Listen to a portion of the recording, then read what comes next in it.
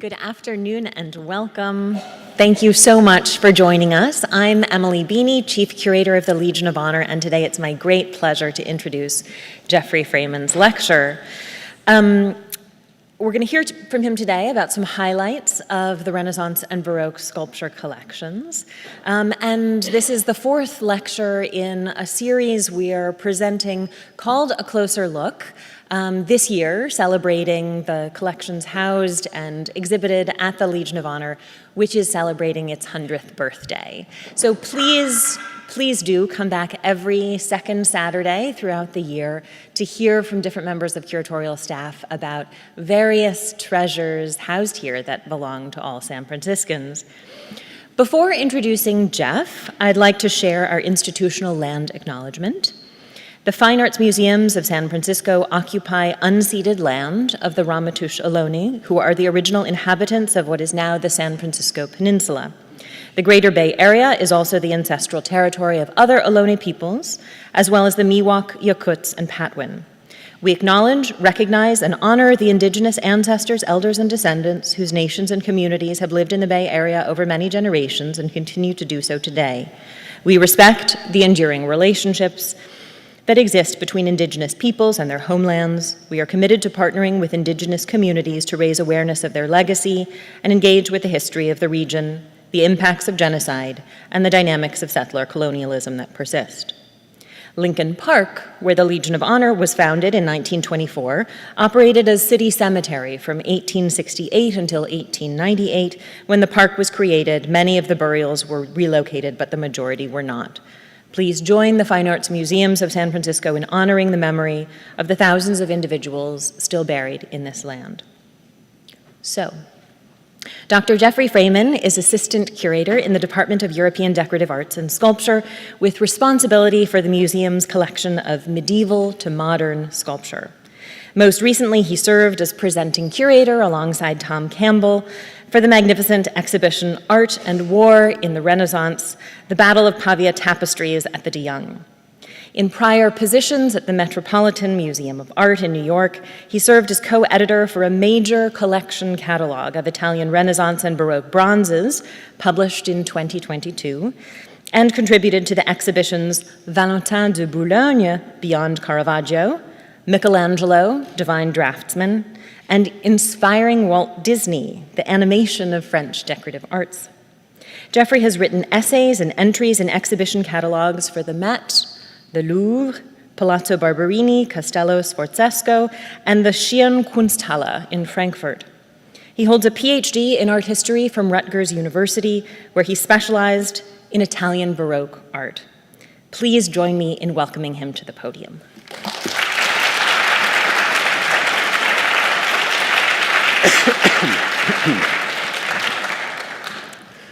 Thank you. Thank you all for being here, in person or online. It's so nice to see such a nice turnout.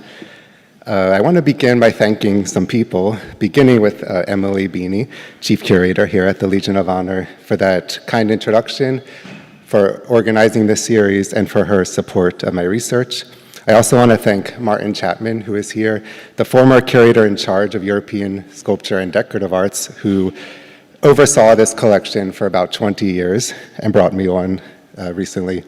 I also want to thank Public Programs, Maria Agueville, Devin Malone, and their team, Melissa Gonzalez, the head of Library and Archives, together with archivist Lisa Manhoff, Julian Drake in registration, Britta Traub in photo services, and photographer Randy Dodson. And I want to thank them especially because a lot of the images you will see are from the museum archives and digitized for the first time. So here we are at the Legion of Honor in Lincoln Park, San Francisco. Since its founding in 1924, the Legion has been that of a museum marked by, decorated with, and containing sculpture. From this bird's eye view, we see the rear facade, on which stand statues of mythological figures like Jupiter, Mars, and Diana, as well as portrait busts and friezes. These are copies of the 18th century French statues that adorn the original Légion d'Honneur building in Paris, of which our building, where we currently are, is a 3/4 scale reduction. The photo at right is from an article discussing these statues' 1989 restoration, which was done by the Mexican-born sculptor Manuel Palos, who in this little newspaper clipping says, "These are my babies." On the front lawn, you would have gone past two large bronze equestrian monuments by the American sculptor Anna Hyde Huntington. Here we see in this archival photo El Cid. And you may have also observed or been observed by these two lions, stone lions at the entrance, a gift to the museum in 1931. And of course, there is Rodin. The Legion sculpture collection is renowned for its 100 examples of works by Auguste Rodin. Visitors are welcomed by his massive thinker in the exterior court of honor. This is one of the earliest works by the artist collected by the Legion's founder, Alma de Bretteville-Spreckels, here in this picture visited by two United flight attendants in 1958.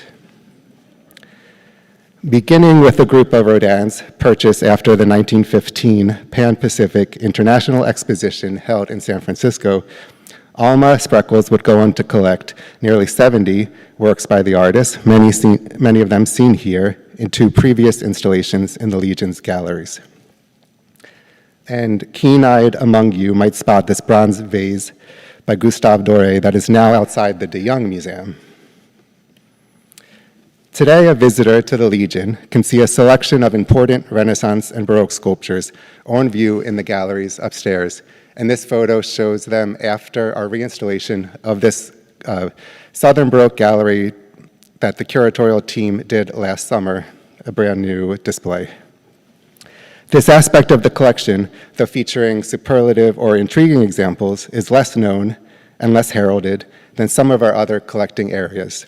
Alma Spreckels founded the Legion of Honor a century ago as a monument to the fallen California soldiers who died in World War I, as well as a place for French culture, celebrating the alliance between the two nations.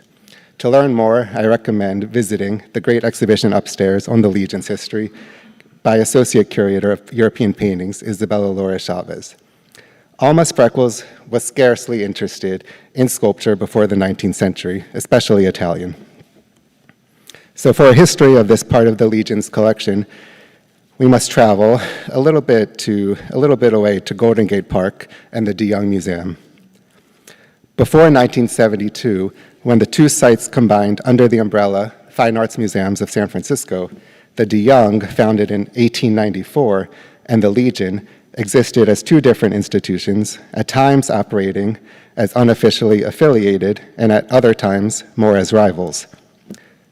To learn how the collection of Renaissance and Baroque sculpture here came to be, we could go back in time to the de Young Museum in the 1930s and the appointment of one of its most consequential directors, Walter Heil. Heil presided over both sites, the de Young and the Legion, from 1933 to 1939, and solely at the de Young until 1961. Like this aspect of the collection itself, Heil's role in the 20th century American museum firmament is often overlooked.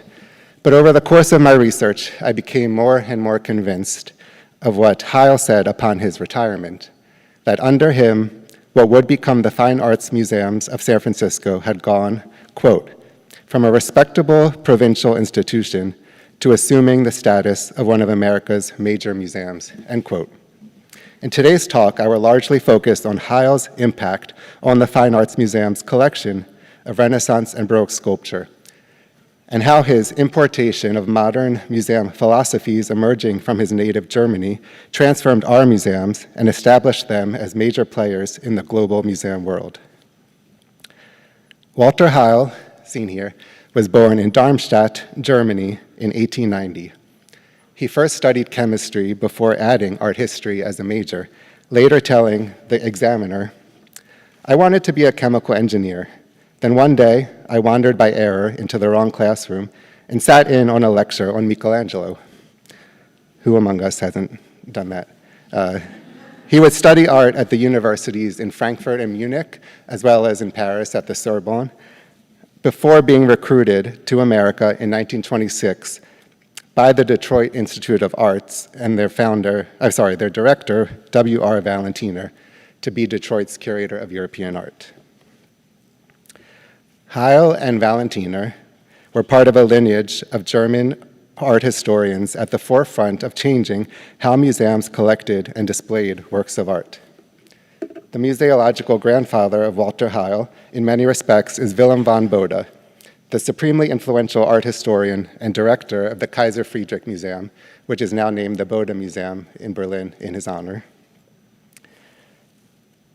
When the banker J.P. Morgan was helping the fledgling Metropolitan Museum of Art in New York establish itself and professionalize its curatorial ranks, Morgan wrote to Bode for a recommendation to fill the role of the Met's first ever curator of decorative arts. Bode recommended his former assistant, Valentiner. Following his time in New York in 1907, Valentiner would make significant contributions to museums across America, including Detroit, LACMA, the Getty, and the North Carolina Museum of Art.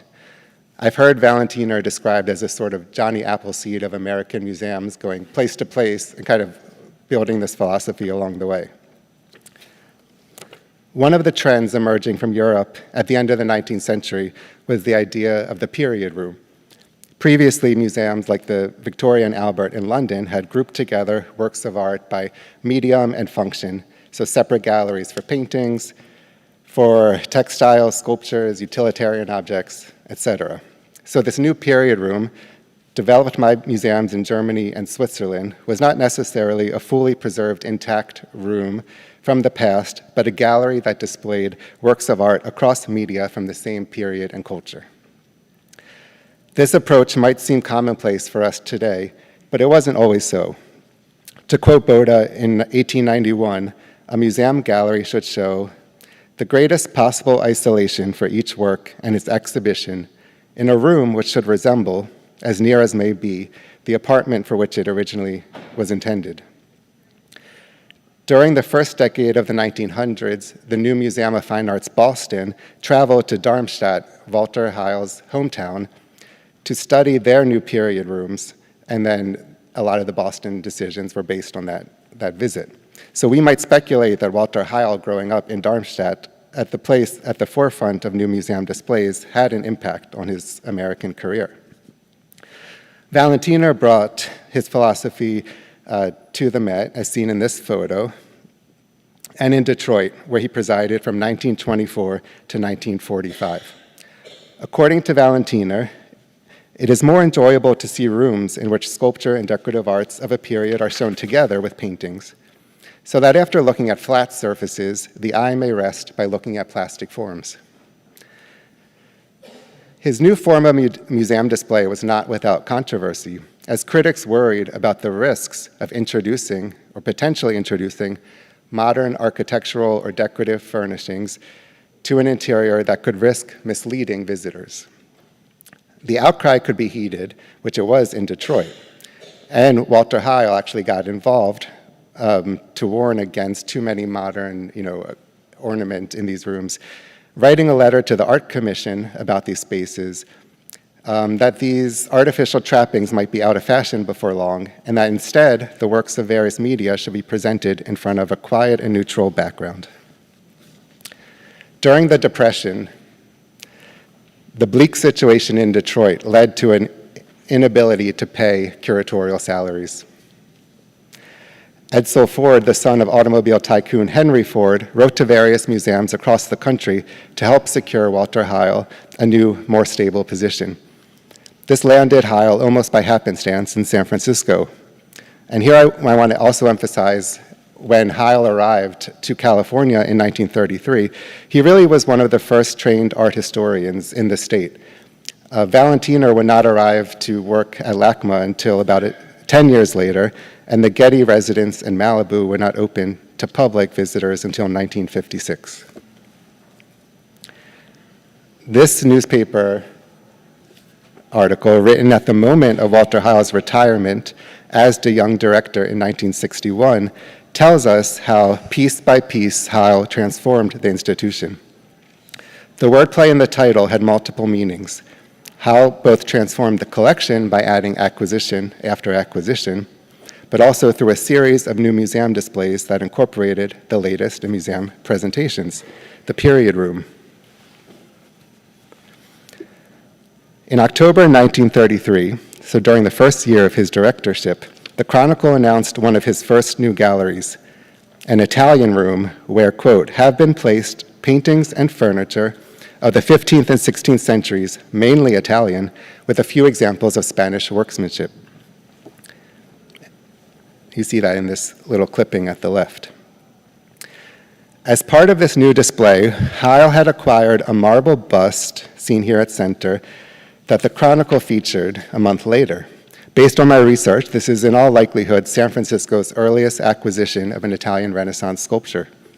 Along with the bust, Heil acquired this painting by Bartolomeo Vivarini, which is still on view upstairs here at the Legion in Gallery 4.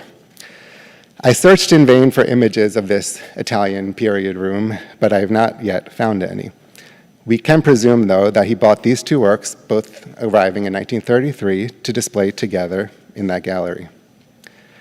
In the late 19th century, Willem van Bode had laid the groundwork through a series of seminal catalogs and museum acquisitions for a systematic study of Italian Renaissance sculpture, with an emphasis on delineating the various geographies, geographic schools, identifying the hands of masters, and in making new discoveries. Valentina then brought this ethos to American museums, influencing a generation of curators, and Heil took up the baton. In addition to these being likely Heil's first major Italian Renaissance acquisitions, this was also one of the first times we see a symbiotic relationship between him and the local press. Heil delighted in making discoveries, getting flashy press attention for them, like this headline, Acquisition of Francia Art Prized. And he loved showing off these finds to an international community of scholars.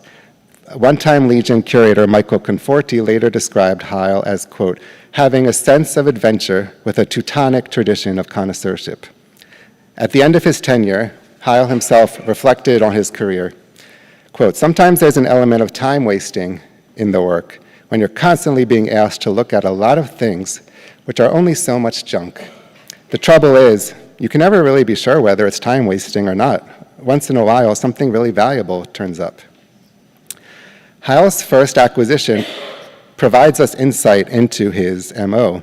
He took an anonymous sculpture and somewhat audaciously and improbably attributed it to the Bolognese artist Francesco Francia, who is much better known for his paintings. The Chronicle burnished his find, writing in this little clipping, the comparatively small number of pieces of sculpture of this kind in American museums are small. We are all too familiar with the splendid series of Italian portrait busts to be found in European museums. But we realize we do not find their counterpart in this country. The M.H. de Jong Museum is to be congratulated on so distinguished an acquisition. Now, if you're an observant visitor to our Renaissance galleries, you might wonder why you have never seen this work. Well, connoisseurship can be a roller coaster. This work was actually deaccessioned by the museum in 1997 and actually offered for less than it had been acquired for by Walter Heil. During the course of preparing for this lecture, I found this sculpture popped up again and cleaned in a 2007 Italian auction, where now it was characterized not as Bolognese, but by a Venetian master at the end of the 16th century. And you can see that it has a really high estimate, but I must tell you it did not sell, so I don't know where it is now and what people think of it, but them's the breaks. This would not be the last time Walter Heil announced a splashy acquisition he would assign to a bold Renaissance name. Two acquisitions in this arena are particularly linked to his legacy. The first is a marble of a reclining boy, or puto, that Heil attributed to Andrea Verrocchio. Verrocchio was not only known for his own prodigious talents, but you might know him as the teacher to the young Leonardo da Vinci. Clay sketches of such a reclining infant were recorded in Verrocchio's inventory at his death, but no marble versions by his hand were known. On February 13th, 1949, the Chronicle devoted a full-page spread announcing his discovery, including how he found it in a New York antiques shop, and it ran through the arguments for his attribution, reproducing this clay puto that had joined the collection of the National Gallery of Art in DC in 1937. Here, I just really like this photo I found of two partygoers studying the sculpture on view at the De Young. He looks really fun from this angle, right? He's like laughing and having a good time. Later that year, the newspaper announced that San Francisco's Marble Boy would be going on a European tour, where Heil would present it to an international congress of art historians in Lisbon before it would go to the Bargello Museum in Florence, where it would be on view alongside other works by Verrocchio. According to Heil, this was the first time an Italian institution had requested a loan from an American museum, which, whether true or not, because it's hard for me to fact check, marked a major moment of publicity for San Francisco on the international stage.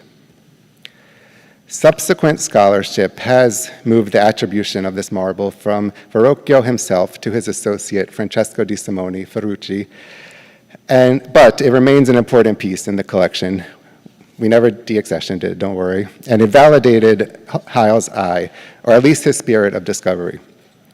Heil followed his mentors and peers in focusing on Tuscany as the major center of sculptural production during the Italian Renaissance, and he continued to pursue works from this region. From the reclining marble boy, it is just a short distance to the reclining river god, which is on view upstairs, in terracotta, seen here at left, a work so indebted to the torsion of figures by Michelangelo and now attributed to the so-called master of the unruly children. From there, it is another short leap to the, at right, Mannerist sculptures of John Bologna and his followers, represented in the collection by this exquisite bronze cast of the figure of astronomy from the early 17th century. The river god and astronomy both entered the museum under Heil's leadership as a purchase and gift, respectively.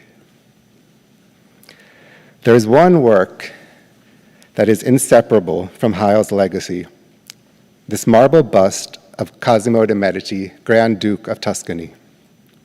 For Heil, this work and the ensuing PR blitz ticked many of the now familiar playbook, a discovery he found and connected to a major artist that he then waged an extended campaign in the international press to establish its correctness. Until his death, Heil fought to gain scholarly acceptance of his attribution of this marble to the Renaissance firebrand Benvenuto Cellini.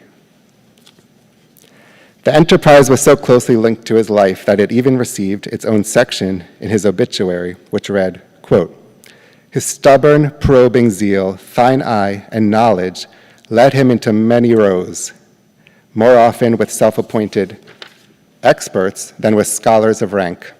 Most bitter of these controversies centered around his acquisition of the rare Cellini marble bust." The bust of Cosimo de' Medici was owned by the couple Roscoe and Margaret Oakes, whose generosity enabled and continues to support the acquisition of European works of art. The Oakes lent the marble to the museum in the late 1950s before it was officially accessioned in 1975.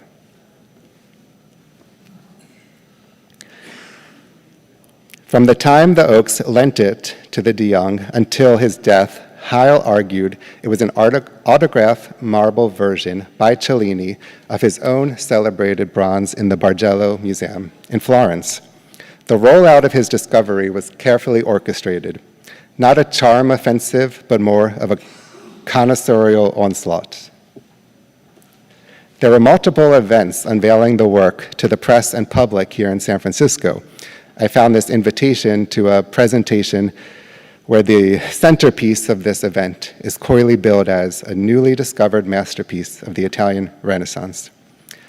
I found a list in the museum archives recording the nearly 40 TV, print, and other reporters who were invited to one of these luncheons.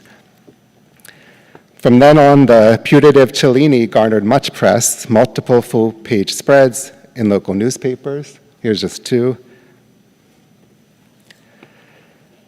An article by Heil in Art Forum, which I always find interesting because we would never see such an article today in Art Forum. Features in Time and Life magazine, and it was important to him that it was both, and more. In one letter, Heil laid out part of his strategy was not only to aim for the popular press, but two major scholarly publications, the Burlington Magazine in England and the Bollettino d'Arte in Italy. The press department prepared these lists to send out with their announcements. On the left, Heil's previous discoveries, and I put in red The Reclining Boy by Verrocchio, listed at top, and at right, a long list of distinguished men, all men, who had supported the attribution to Cellini. So it's experts from everywhere, from the Met to Berlin, England, all over. For some context, at mid-century, Cellini's reputation was equal to those of Michelangelo and Leonardo in the popular imagination. So here I found an I. Magnin department store ad from 1959, the very year of the announcement of the bust, where Cellini, a goldsmith, is used as a reference to evoke glamour and mystique in San Francisco. So, quote, "From the days of Cellini to the new Italian Renaissance, handmade golden jewelry from Firenze's Ponte Vecchio has been treasured by women of taste the world over." Since the bust discovery was first rolled out, Heil spent much of the next decade on his crusade to confirm his attribution to Cellini and crush all doubts. He followed a similar pattern we saw him do 10 years earlier with the Verrocchio-esque boy. He arranged to send the bust to Italy so it could be displayed at the Bargello alongside the bronze version. Coverage of its movements in the San Francisco press followed it like a touring rock star. "Glory for a remarkable art find," read one headline. "De Young Museum discovery to return to its birthplace in Florence." At center here, we see this image of the bust being packed to be sent off on its journey, and at right, an update when it's returned stateside. The European sojourn was a smashing success as far as Heil and San Francisco were concerned. And the museum's press department sent out quotes from European authorities, like the Bargello director Luciano Berti, who noted the vitality of the bust was acclaimed during its 7-month stint. An Italian critic wrote, "One must therefore deem the marble bust of Cosimo a work of greater merit than the one in bronze, as a work executed directly with the chisel of such perfection is superior to a work modeled in clay and then chased in bronze after casting." Demand for the sculpture was so high that Berlin requested to be a second venue, with their director also later reporting back a rapturous response. Here I just show you another side-by-side from the Art Forum of the bronze and the marble. The museum's press release after the tour led to another round of splashy media coverage, but it did not go far enough for the lawyer representing the Oaks estate, and I loved when I found this. In a letter to the museum's archives, their lawyer asked for even more flowery language to be released, writing, "In fact, the reception the bust had in Berlin was so much warmer and more understanding than it had ever received in San Francisco that I'm beginning to think that Europe is where the bust belongs rather than here." Heil's strategies, scholarship, and marketing prowess led to the Cosimo de' Medici becoming one of the highlights of the Legion's sculpture collection, occupying pride of place in both the physical galleries and in promotional material for the museum. Despite his gargantuan efforts, though, doubt always lingered among Cellini specialists as to whether the sculpture really was by him. Could it have been something finished by one of his assistants, or a later 16th century reduction of the larger Bargello bronze? There were no other examples of Cellini making an exact copy in marble of a sculpture he had already produced, and the marble features had such reproductive fidelity that it led to questioning why would an artist as creatively fecund as Cellini produce something that was so dutiful, though exceptionally well carved as a replica. In 2021, recent history, The esteemed British scholar Jeremy Warren published in the Burlington magazine an article about the 19th century Tuscan sculptor Giovanni Bastianini and proposed that our much vaunted marble bust was actually a replica made by Bastianini during the mid-19th century. You see the cover, Made to Deceive, the case of Giovanni Bastianini. One of his pieces of evidence was a sales catalog from 1866, which describes basically our bust. But that's not the only piece of evidence. Naturally, this change in dating the bust to the 19th century came as quite a shock to the fine arts museums, and I do feel one blessing is that Walter Heil was not around to witness one of his life's missions so challenged. Around the same moment that the Burlington article came out, our marble was lent to the Metropolitan Museum of Art for an exhibition on Medici portraits. This time, the chance to observe the San Francisco marble cliffhanger alongside the Bargello bronze led to a consensus that our bronze was indeed a later carving. Currently, the bust is off view as we develop plans to show it in a different gallery where we can contextualize it better, rather than it being surrounded by 16th century objects. It is still an integral part of the institution's history.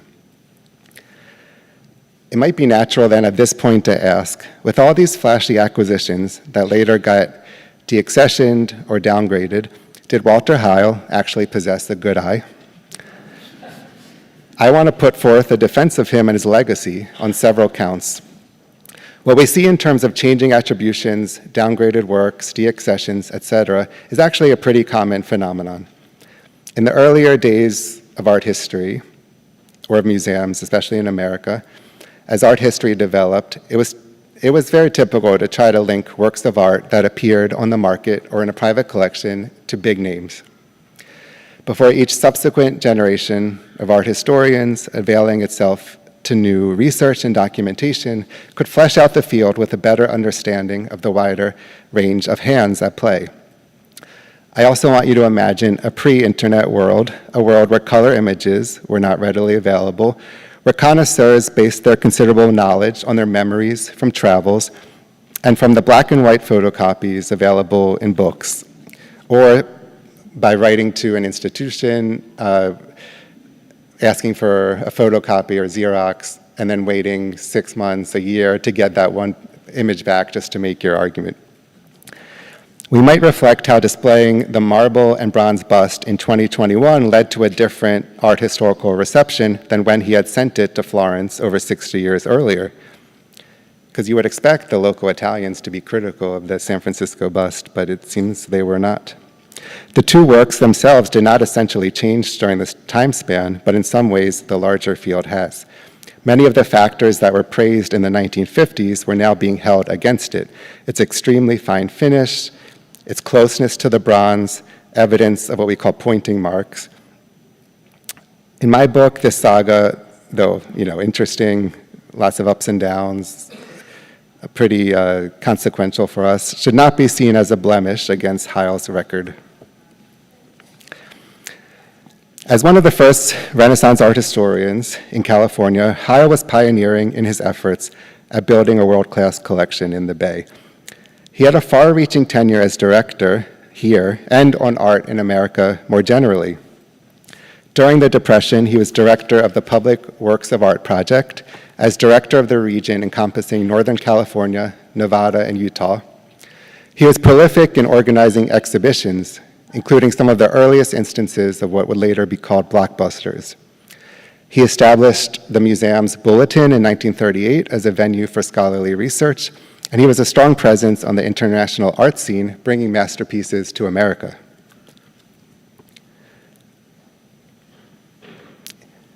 One of his coups was organizing a room of masterpieces called the Masterpiece Room in the 1939 Golden Gate International Exposition on Treasure Island, which brought to America works whose loan would be inconceivable today, like Botticelli's Birth of Venus, seen here with Verrocchio's Bronze David.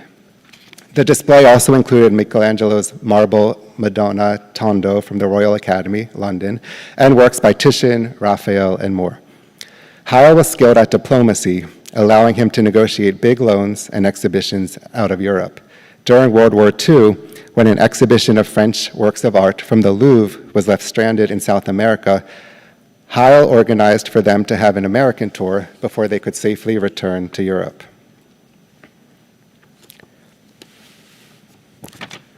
Another impact of his time as director was his multi-year negotiations in bringing a portion of the Kress collection to San Francisco. Retail magnate and philanthropist Samuel H. Kress collected thousands of Italian Renaissance paintings and sculptures, giving 1,500 of them to the National Gallery of Art and establishing a program to give a selection of others to many regional museums across the country, a gift to America. For San Francisco, Heil secured masterpieces of Italian painting as well as new galleries in the de Young to house them, as we heard about previously in Emily Beanie's lecture that inaugurated this series. Here's a picture of Heil with Mr. and Mrs. Kress, as well as the National Gallery's secretary, treasurer, in the new galleries at the de Young, standing in front of paintings by Titian and Cesare da Sesto, which are still on view upstairs here at the Legion. Part of the festivities at the inauguration of the Kress galleries included this extravagant champagne tree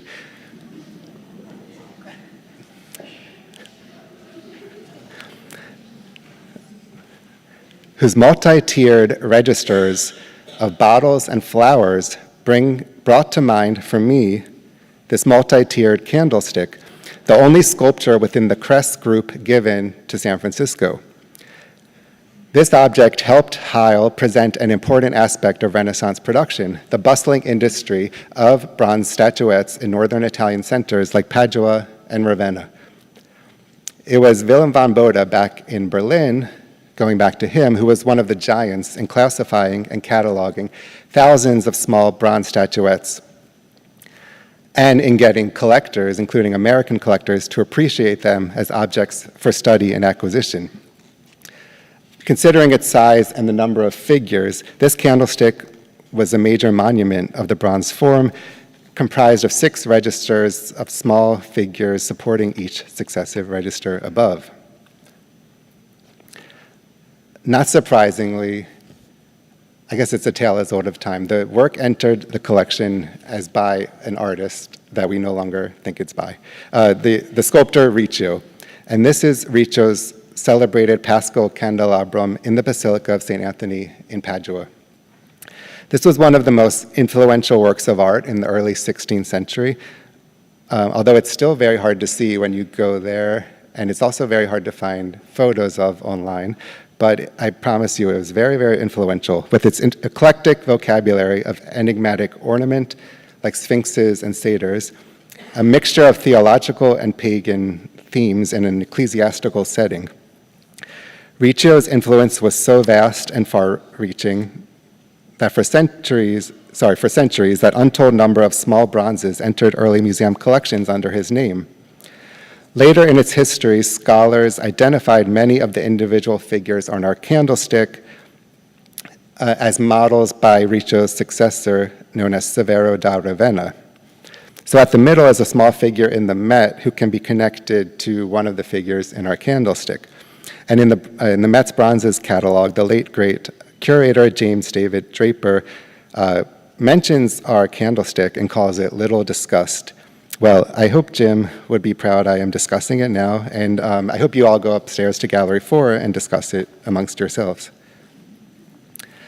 Heil also made several acquisitions in Baroque sculpture, a field that was relatively less known or appreciated in America. In many of these cases, he was validated, as his acquisitions of often anonymous sculptures would yield research bringing to light objects of major artistic and historical significance. One of the treasures in my mind that I think a lot of people might not spend enough time with, hint, hint, is the small terracotta preparatory model by the Genoese sculptor Angelo de Rossi, which Heil acquired in 1959.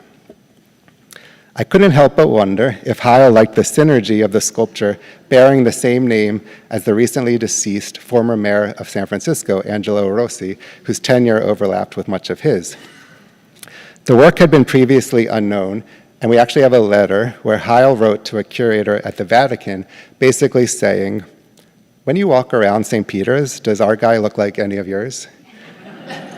Only after its acquisition, it was published by the Italian scholar Valentino Martinelli, who identified it as a bozzetto, or sketch, for the tomb of Pope Alexander VIII in St. Peter's Basilica. So our little terracotta is the preparatory model for the big bronze Pope at the middle. Alexander VIII reigned for only 14 months, but was nonetheless given a major monument in St. Peter's, overseen by his nephew, Cardinal Pietro Ottoboni, who commissioned Angelo de Rossi as the sculptor. And we actually have record that our little terracotta was in the Cardinal's posthumous inventory after his death. I guess that's redundant from posthumous. I encourage you to take the time to go upstairs again and bask in the subtle detailing modeled in the pliable medium of clay. The little Holy Spirit on his garment, his very human expression, and all the conveyance of textures and fabrics. The sculptor de Rossi died before the final bronze statue would be cast and installed, finished by 1725. His seated blessing Pope, with hand outstretched, builds on a tradition established earlier in the 17th century that we see here, we can trace through by Gian Lorenzo Bernini of Pope Urban VIII, Maffeo Barberini. And in the middle, Alessandro Algardi's figure of Pope Innocent X. And notice the very subtle choices each artist made to kind of get across this seated blessing figure, introducing different dynamism, kind of angles, turns, and all of that. For example, how his shawl kind of wraps around his outstretched hand, but comes back over his left knee where his hand rests on top of it. I love that little detail. Heil also built up the collection of French Baroque sculpture, though two of his major purchases in this area came in as Italian and British, respectively. He acquired this terracotta as an Italian work by the sculptor Pietro Bracci before it was identified as a portrait the French artist Bouchardon sculpted of Pope Clement XII, Lorenzo Corsini, and related to the final marble version in the Palazzo Corsini, Florence. Here's a painting of the Pope who was in his 80s when he sat for our portrait bust.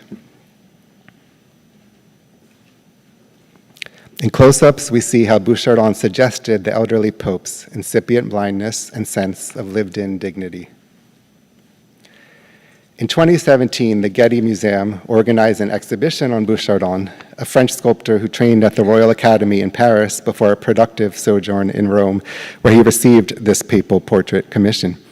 Though our work was too fragile to make the trip down south, the exhibition did feature the finished marble version. And in the catalog, the authors published letters the sculptor wrote back home to his, they published a few different letters, including the French painter and director of the French Academy in Rome, writing to the Duc d'Antin, quote, "Yesterday the Pope's nephew, Mr. Corsini, invited me to bring Bouchardon with him in the afternoon to start the portrait of His Holiness.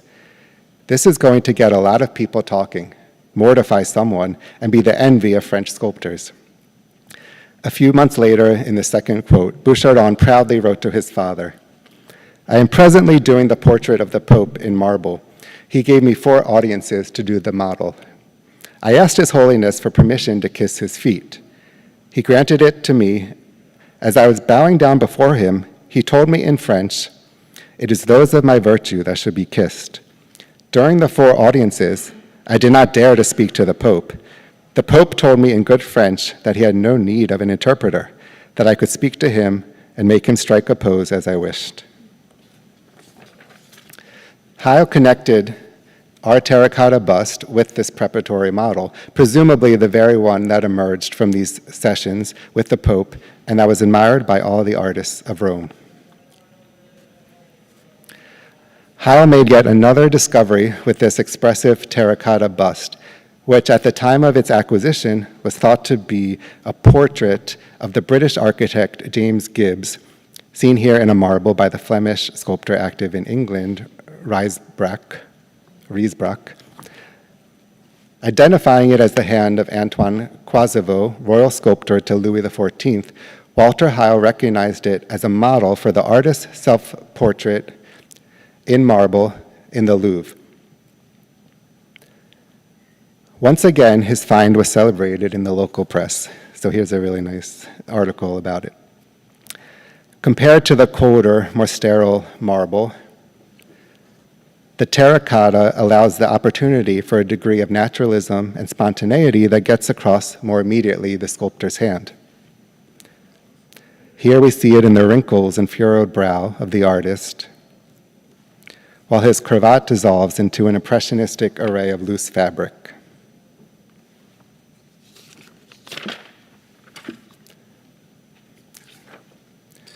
Our galleries are dotted with important works collected under Heil's tenure, and as with the previous examples, many entered as mysteries before his or later scholars' subsequent research revealed the full extent of their significance and background.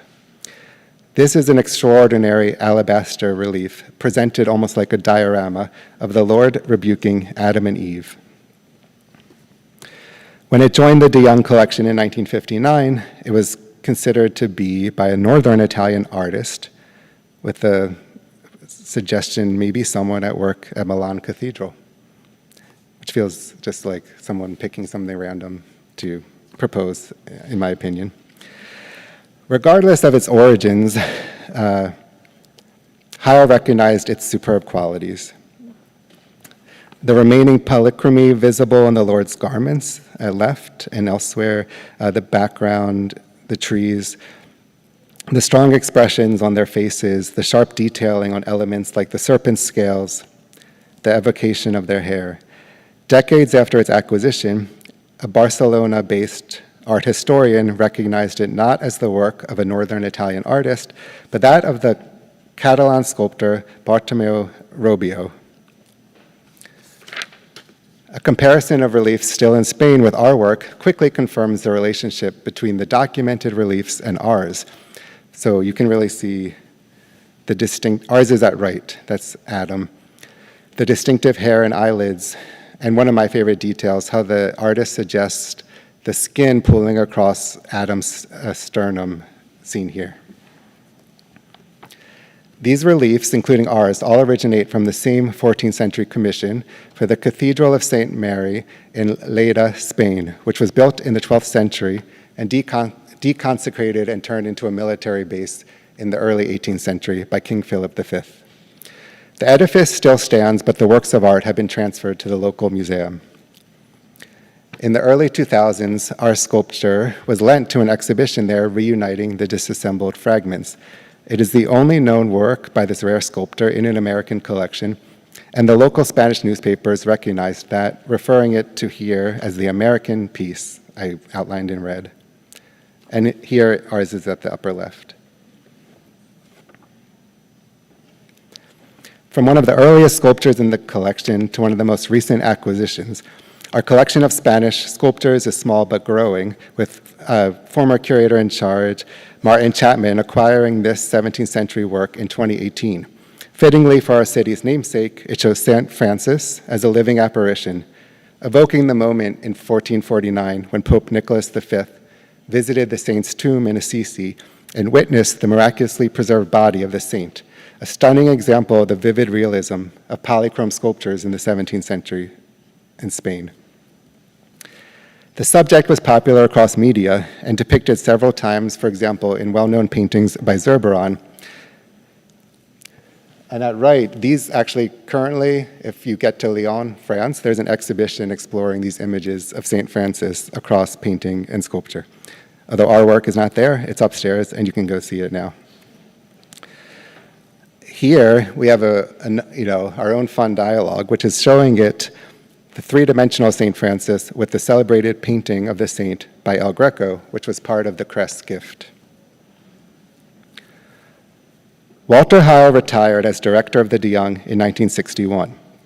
At the outset of this lecture, I mentioned that Heil began his tenure as director of both sites, the De Young and the Legion of Honor. Going back in time to 1939, however, Heil was relieved of his duties as director of the Legion by founder Alma Spreckels.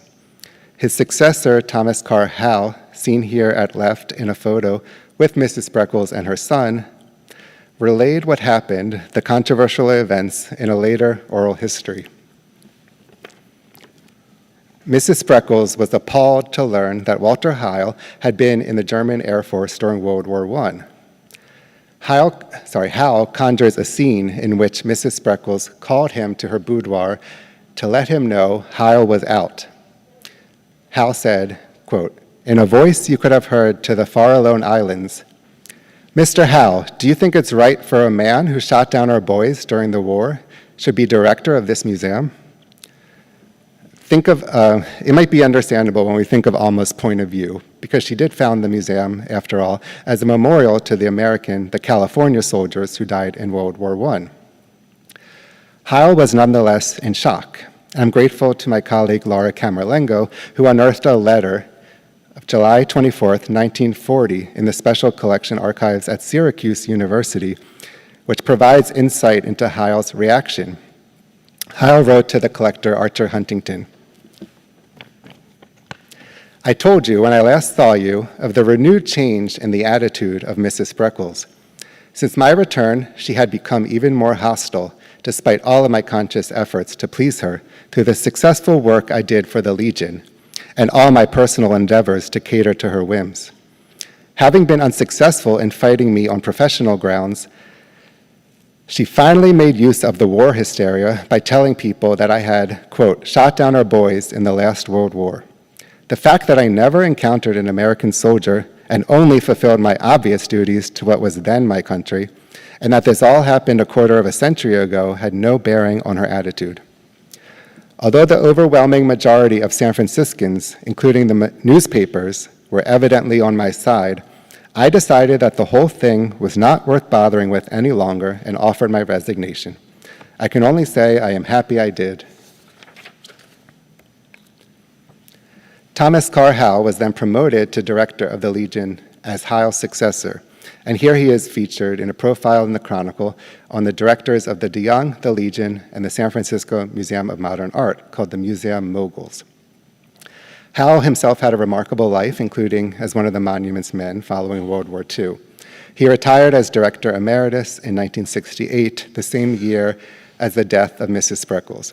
The two museums united as the Fine Arts Museums of San Francisco just a few years later in 1972, and beginning in the 1970s, the European sculpture collection was moved from the De Young to here.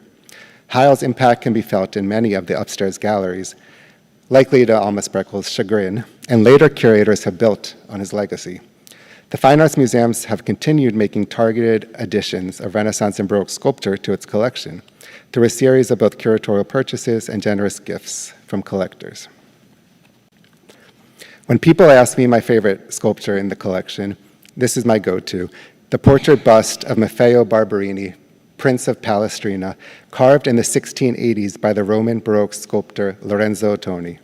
The Legion purchased this work in 1984 from the art historian and dealer Anthony Roth, who identified the sitter.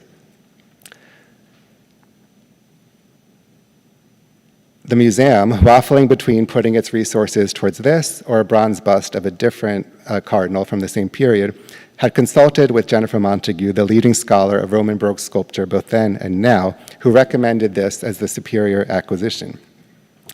Today, we might consider the sitter, Maffeo Barberini, as a Nepo baby, the great-nephew of Pope Urban VIII, also named Maffeo Barberini, whose tomb by Bernini we saw earlier. This virtuoso marble bust gives us an insight into his flashy personality. A favorite of the sitter's family, Lorenzo Toni was one of the most in-demand sculptors in the Eternal City, whose marble portraits can be seen in many of the church interiors. Here our sitter, Maffeo, is depicted in a little-known painting in a private collection And this work is currently on view in Palazzo Barberini in Rome in an exhibition, Carlo Maratta and Portraiture. A comparison of our marble and the painting reveals just how similar they are, down to the costuming and hair. See the little tassel things here, almost identical, and the hair, of course. It suggests that our marble, which likely was done posthumously, may have been based on the painting. Meanwhile, recent research has confirmed that our bust was on view in Palazzo Barberini, where many of you may have gone as tourists on your visit to Rome. I love it there, soon after it was carved. In addition to its Barberini pedigree, a reason I gravitate to this work has to do with the sculptor's prowess in simulating a multitude of effects in marble, from the drill work on his costume to the smooth fleshiness of his face. Similar brilliant surface effects can be found on one of the more recent acquisitions in the area of Renaissance sculpture, acquired in honor of Alfred S. Wilsey in 2003. This brilliant Madonna and Child is by Andrea della Robbia, who is part of the family responsible for innovating a new sculptural technique that became instantly identifiable, inspired competitors and followers, and had a lasting legacy that can still be seen in decorative production today. Using clay from the Arno River, the della Robbia developed original techniques for firing the clay that produced bright surfaces in their signature color palette, often framed within these green and yellow garlands of fruit and foliage. Our work can be traced to a prototype Andrea made for this church in Tuscany. The composition became extremely popular, and other versions can be found in museums like the Louvre and the V&A, all with variations that could have been customized for the patron or particular commission. At the base of our work is a little cartouche with a rubbed out or defaced insignia, but that you can still make out is a tower, which has been identified as an emblem of the Terry family, who were present in Florence since the early 1400s. It's unlikely one could trace our work to its original location, but I still like to try, and I had fun going through 19th century drawings of the Terry family's former Florentine palazzo to look for any traces of it. So I'm sure it's not, but could it have been in this niche here to the left?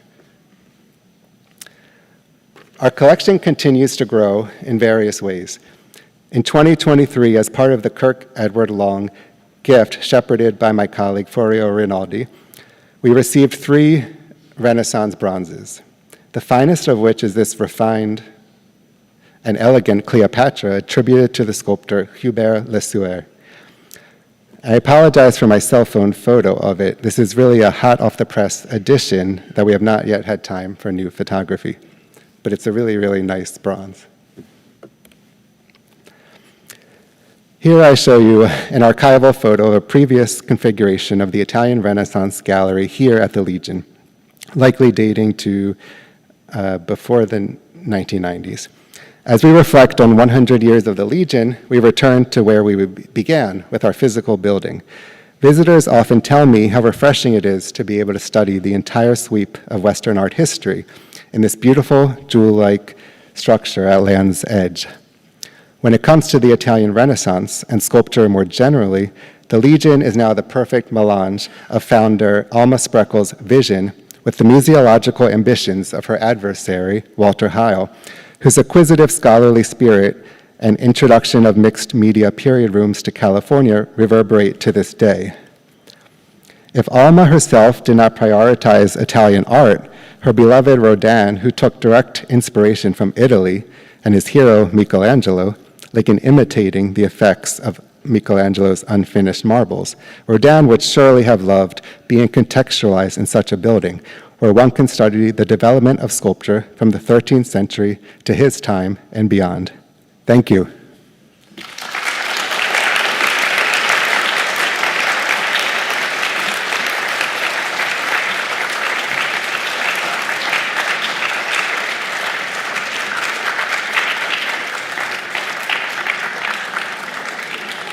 And we do have time for questions.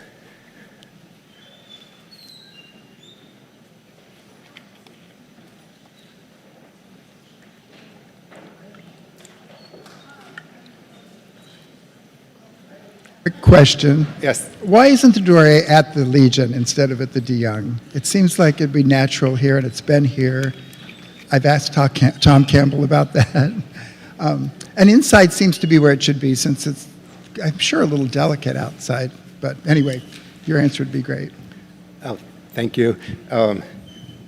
You know, I wasn't here when that decision was made, so I don't know all the behind the scenes of how it ended up at the de Young.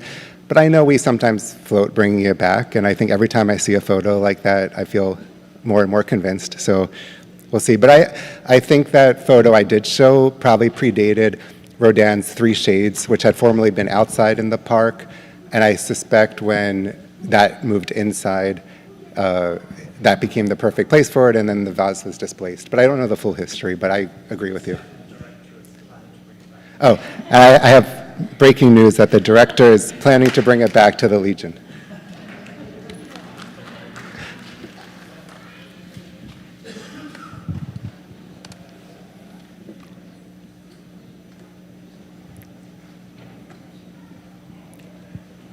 I guess I answered everything you could ever dream of. Thank you.